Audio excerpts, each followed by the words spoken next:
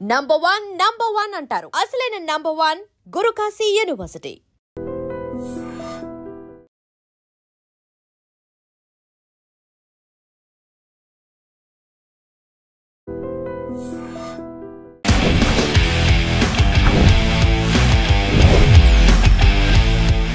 Welcome to mind matters. నా పేరు లుంబిని.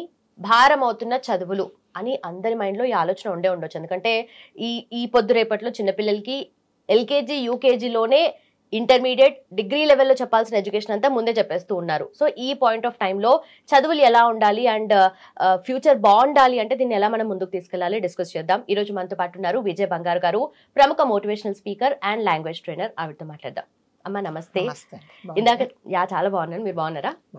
ఇందాక అన్నట్టుగా భారం అవుతున్న చదువులు అని చెప్పేసి జనరల్ గా ఏదో హెడ్లైన్ లాగా ఉంది.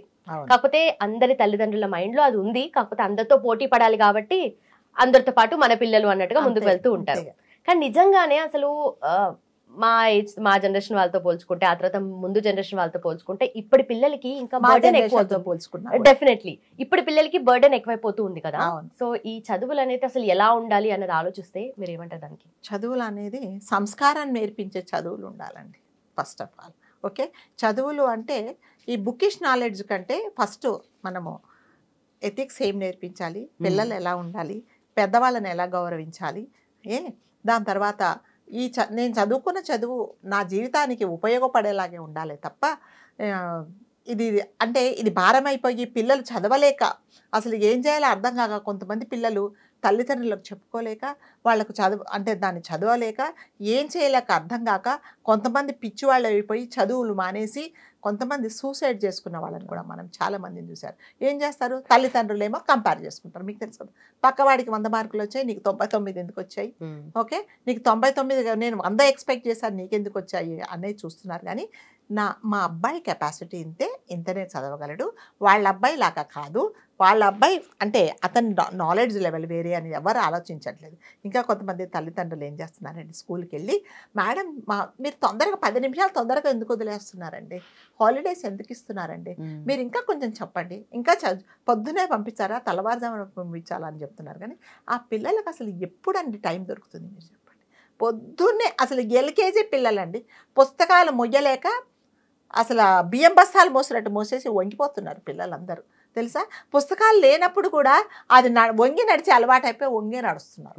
అంటే అన్ని పుస్తకాలు పెట్టేసి వాళ్ళకి అసలు వాళ్ళ మైండ్ సెట్ ఎంత ఉంది, ఆ చిన్న ప్రాణి ఆ చిన్న మైండ్ ఎంత గ్రాప్స్ చేసుకుంటుంది అనేది చూడట్లేదు అనమాట.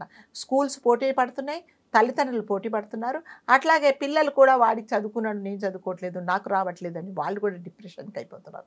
కాకపోతే వీటన్నిటికీ కారణం ఏంటంటే అసలు ఎంత నేర్చుకోవాలి, పిల్లలకి ఎంత అవసరం అనేది ఏం చెప్పట్లేదు. స్కూల్లో కూడా అంతేనండి. ఎంతసేపు వచ్చి చాలా స్కూల్స్ కమర్షియల్గా అయిపోతున్నాయి అనమాట.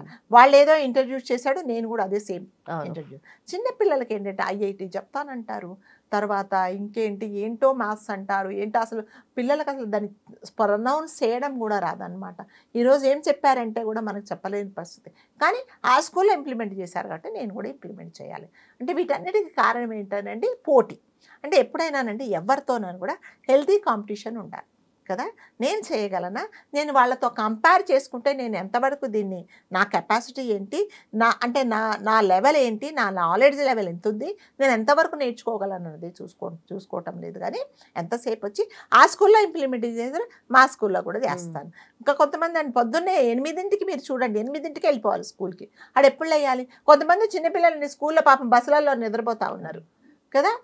అంటే వాళ్ళకు ఆ ఏజ్లో జనరేషన్లో మేము 6 సంవత్సరాలు కానీ 7 సంవత్సరాలు కానీ స్కూల్కి వెళ్ళలేదండి. ఎంతసేపు అంటే తల్లిదండ్రుల ఆప్యాయత, తల్లిదండ్రులతో పాటు ఉండడము అనేది కూడా చాలా ఇంపార్టెంట్.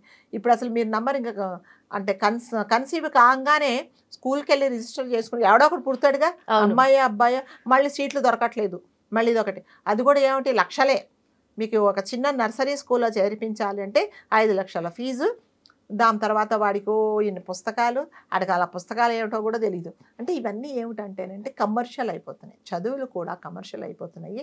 స్కూల్లో అసలు మనం ఏం విలువలు నేర్పిస్తున్నాము, ఎంతసేపు వచ్చి పుస్తకాలలో ఇంగ్లీషు, మ్యాథ్స్, సైన్సు, సోషలే చెప్తున్నాం. కానీ అంటే ఈ సొసైటీలో ఎలా బతకాలి, తోటి పిల్లలను మనం ఎలా గౌరవించాలి, పెద్దలను ఎలా గౌరవించాలి, పెద్దవాళ్ళు ఇంటికి వచ్చినప్పుడు మనం ఎలా రెస్పెక్ట్ ఇవ్వాలి, దాని తర్వాత స్కూల్లో నాతో పాటు ఉండే ఫ్రెండ్స్తో నేను ఎలా ఉండాలి, పిల్లలు ఎలా ఉండాలి, అట్లాగే ఆయాలు ఉంటారు వాళ్ళని కూడా మనం ఎంత రెస్పెక్ట్గా చూడాలి, టీచర్స్ని ఎలా రెస్పెక్ట్ చేయాలనేది ఎవ్వరు నేర్పించట్లేదండి. ఎంతసేపు వచ్చి అంతే. నేను ఇదివరకు చెప్పినట్టుగా మార్కులు నీకు 99 వచ్చాయి, నీకు 98 వచ్చాయి, నాకు 99 ఎందుకు వచ్చాయి, ఇలాగే చూసుకుంటున్నారు. కాబట్టి నిజంగానే మీరు అన్నట్టుగా చదువులు భారం అయిపోతున్నాయి తప్ప అంటే ఇది ఎవ్వరు మనసుతో చదవట్లేదండి. అంతసేపు వచ్చి ఇప్పుడు రేపు ఎగ్జాము అంటారు కదా, మీకు కడుపులో బాగాలేకపోతే 2 వేళ్ళు పెట్టుకొని ఒకసారి వామిటింగ్ చేసుకుంటే ఫీల్ అయ్యి ఎలా ఉంటుంది, హాయిగా రిలీఫ్గా ఉన్నారు. అట్లాగే ఎగ్జామ్ అయిపోతూనే పుస్తకాలు ఇసిరేసేస్తున్నారు అనమాట. అయిపోయిందిరా బాబో, ఇది పాస్ అవుతామో ఫెయిల్ అవుతాం, కానీ కొన్ని రోజులు ఈ పుస్తకాలు మెకానికల్ గా అయిపోతున్నారు.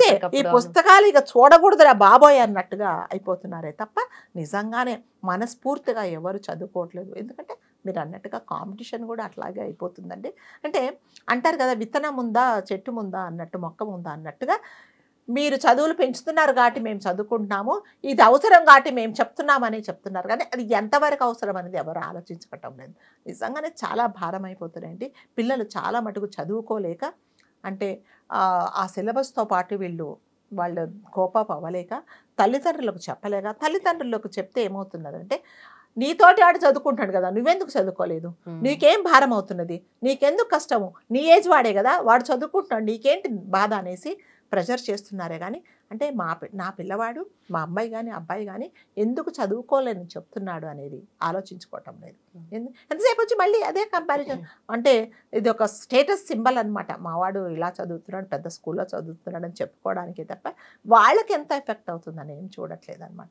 కాబట్టి ప్రతి తల్లిదండ్రి కూడా ఒకసారి మనవాడెంత, మనవాడి అదే తెలివి ఎంత ఉంది, ఎంతైతే వీడు చదువుకోగలడని చూడడం తప్ప నీకు ఇష్టం వచ్చినట్టు చదువుకోమని చెప్పట్లేదండి. నేను చదవమనేదే నువ్వు చదవాలని చెప్తున్నారు. నేను చిన్నప్పుడు అనుకున్నాను నేను డాక్టర్ అవుదామని, నేను డాక్టర్ అవ్వలేదు, నువ్వు డాక్టర్ అవ్వు. వాడికి ఇష్టం ఉందా ఇష్టం లేదా అని ఎవరు చూడట్లేదు.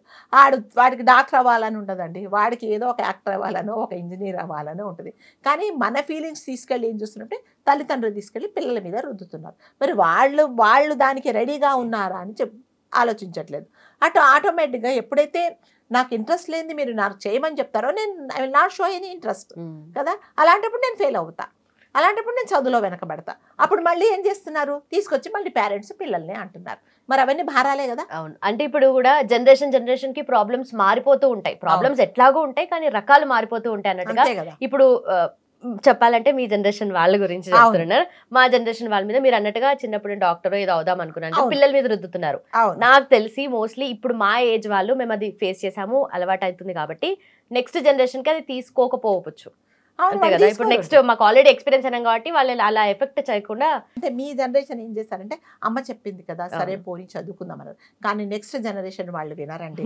నీ ఇష్టం, నువ్వు చదువుకుంటే మళ్ళీ పోయి స్కూల్లో చదువుకో, కాలేజీలో చేరు, నేను చదవను, నేను ఇదే చదువుకుంటాననే పిల్లలు తిరగాల్సిన రోజులు కూడా వస్తాయండి. కాబట్టి ప్రతి తల్లిదండ్రులు కూడా దయచేసి కంపేర్ చేసుకోకండి. పెద్ద స్కూల్లో చేర్పించాలి, ఇంటర్నేషనల్ స్కూల్లో చేర్పించాలి, తెల్లవారుజామున 5ంటికే గుడి తెరిచినట్టు తెరవాలి, రాత్రి 8 వరకు పిల్లలు ఉండాలంటే మరి పిల్లలతో మీరెప్పుడు ఉంటారు, మీరెప్పుడు షేర్ చేసుకుంటారు, పిల్లలు మీతో ఎప్పుడు షేర్ చేసుకుంటారు. అంటే ప్రతి తల్లిదండ్రి పిల్లలతో ఎలా ఉండాలంటే ఫ్రెండ్లీగా ఉండాలి. ఏ పిల్లలు కూడా నా తల్లికే నేను ముందు చెప్పుకోవాలి, నా ఫ్రెండ్ కంటే నా తల్లికే నా కష్ట సుఖాలు చెప్పుకోవాలి, నా బాధలు చెప్పుకోవాలి అనేలాగా మరి ముఖ్యంగా తల్లి ఉండాలండి. ఇప్పుడు ఎవరు ఉండట్లేదు, ప్రతి ఒక్కటి ఫ్రెండ్స్తో షేర్ చేసుకుంటున్నారు. నిజంగా అదృష్టం బాగుండి ఫ్రెండ్ మంచివాడైతే, మంచి అమ్మాయి అయితే మంచి సలహా ఇస్తుంది, లేకపోతే మళ్ళీ మళ్ళీ పాడైపోతున్నారు. కాబట్టి చదువు అనేది ఎప్పుడు భారంగా ఉండకూడదండి. ఈ చదువు చదువుకుంటే నా జీవితంలో నేను బాగుపడతాను అనేలాగా ఉండేలా. కానీ ఇలా అన్ని స్కూల్స్ కూడా చాలా కంపేర్ చేసుకుంటారండి. కొన్ని స్కూల్స్లో మీకు తెలుసో తెలీదో ఇంగ్లీష్ మాట్లాడితేనే కరెక్ట్, తెలుగు మాట్లాడితే కొట్టేస్తున్నారు అనమాట. మాట్లాడకూడదు అస్సలు. మళ్ళీ ఆవిడ బయటకు వచ్చేసి ఏంటే పోవే రావే అని మాట్లాడుతుంది, అది వేరే. స్కూల్లో మాత్రం కరెక్ట్గా పిల్లలందరూ ఇంగ్లీష్లోనే మాట్లాడాలని రూల్ అనమాట.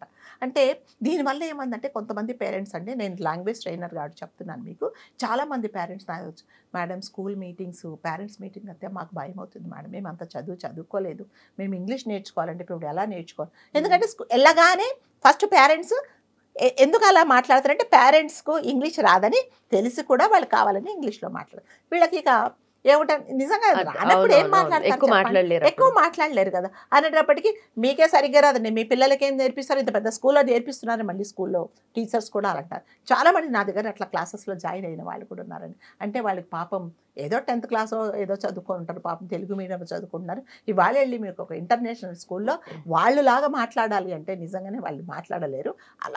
అలాంటి స్కూల్స్ కూడా ఉంటున్నాయండి. కాబట్టి ఇదేంటంటే అటు తిరిగి పిల్లలను మీరు ఎంతసేపు వచ్చి ప్రెషర్ చేయకండి.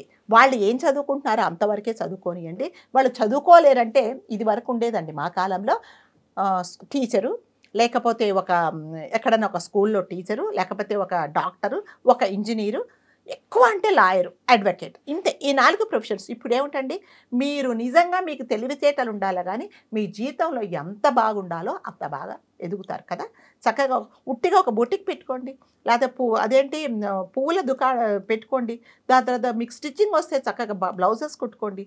అందులో కూడా మీరు పైకి రాణించవచ్చు.